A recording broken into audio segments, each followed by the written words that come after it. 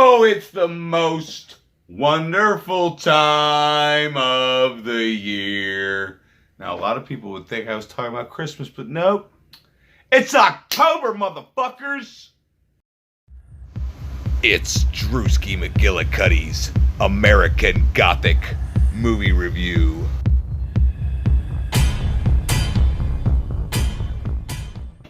Hey everybody, it's Drewski McGillicuddy, and it's October 3rd, and I did, watch Train to Busan on the 1st, but yesterday I don't think I watched anything, or did I watch Train to Busan yesterday? I don't remember, okay? But that's beside the point, because we're not here to talk about that, because we already talked about that.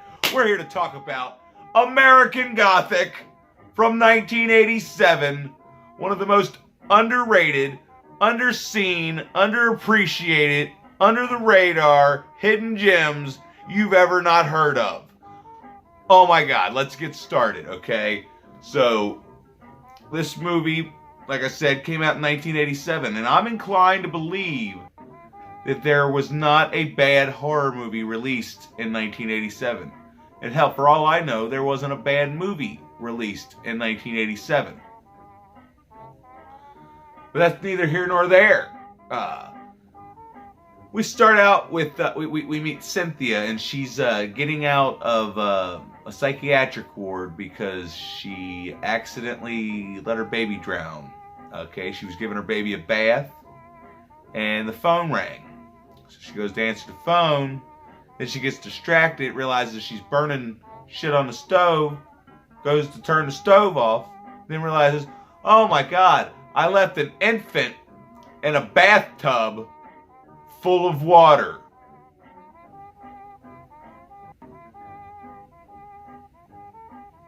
What the fuck did you think was gonna happen, bitch? Anyway, so Cynthia has some problems. She's just getting released, and I think Peter or Jack, who cares? Her boyfriend comes, boyfriend or husband, baby daddy, he comes to get her out. And the doctor tells her, or tells him, that it's going to take a while for her to get over this. She's getting better. She's not 100%, but they're releasing her. Well, he's going to take her on a little adventure. Him and his friends, they're going to go traveling. They're going to get on a seaplane, and they're going to go fly around the Pacific Northwest. Well, the plane malfunctions, and they have to make a quick landing on this island. Seems to be a secluded island. They camp out the first night, and then they realize that can't fix the plane. Don't know what the fuck's wrong with the plane.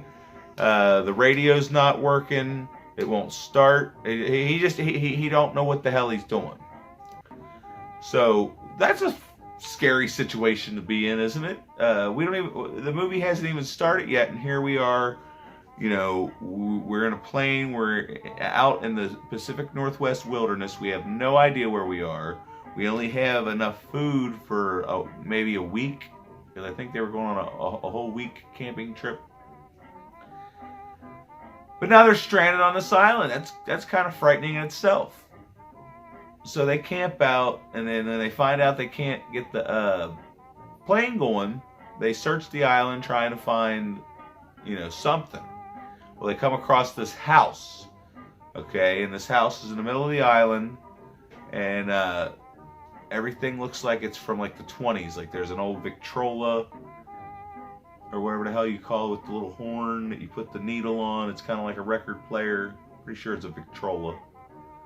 And they start playing the swing music or whatever, and they're all dancing and putting on these antique hats and stuff, and just goofing off. Okay, they're goofing off in somebody's house that they don't know, because they think that nobody lives there, because the place looks like it hasn't been touched since the 20s.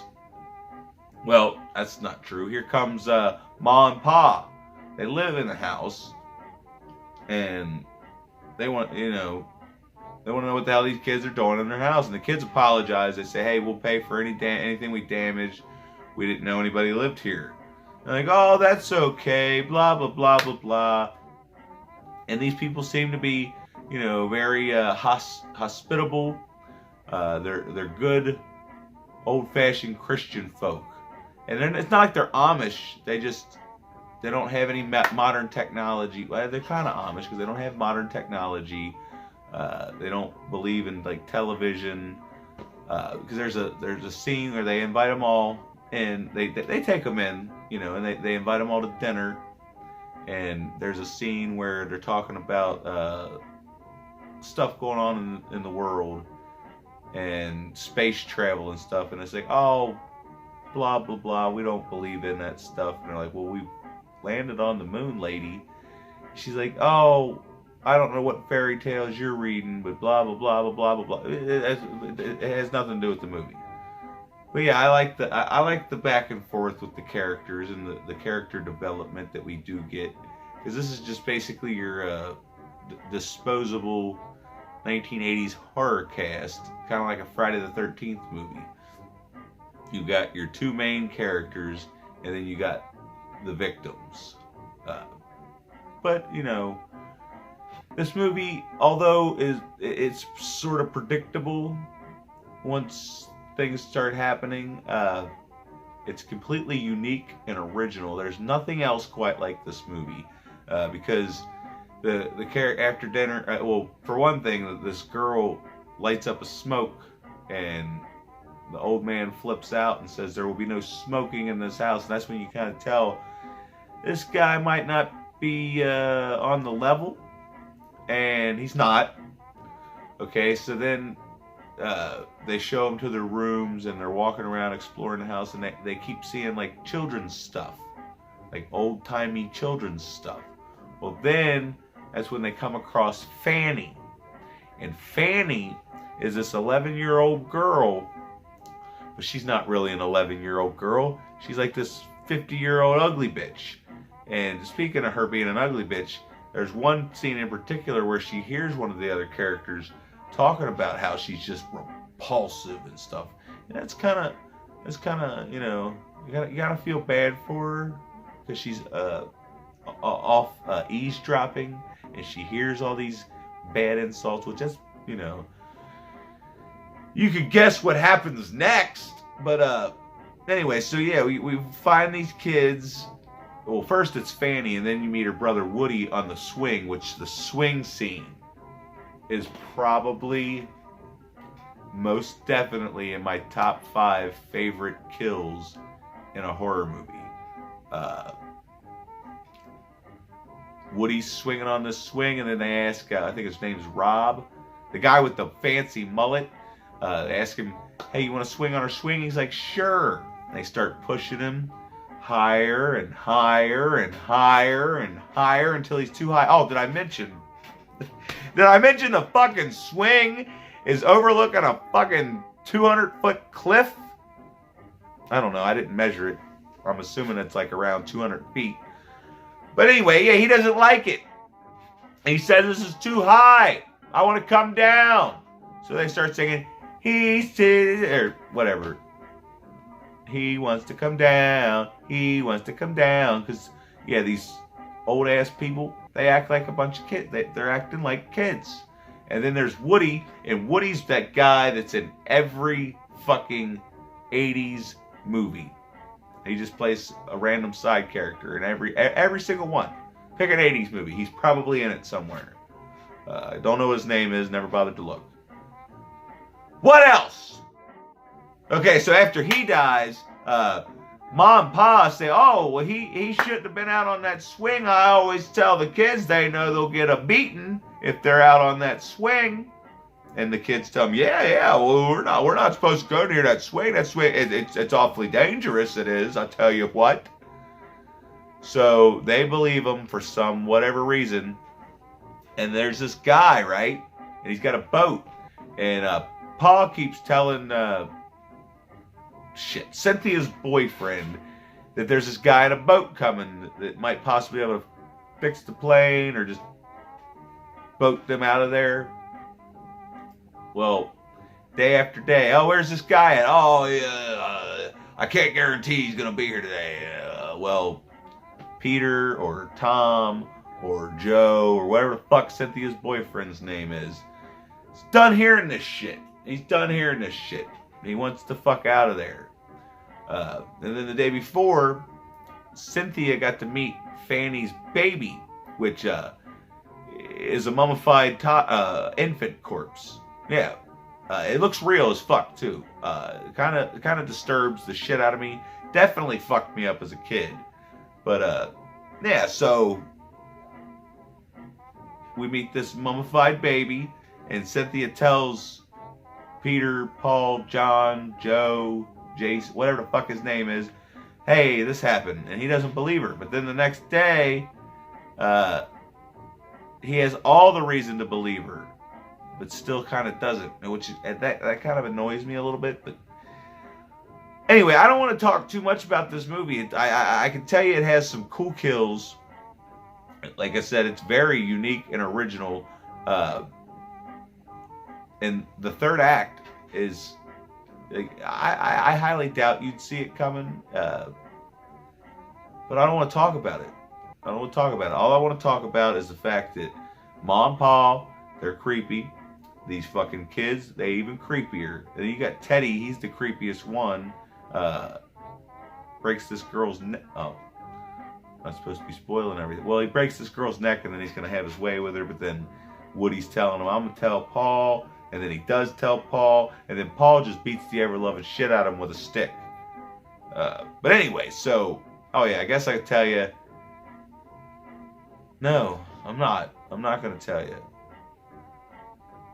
I'll show you this picture and have you guess what you think happens. Because how did Cynthia get in this dress?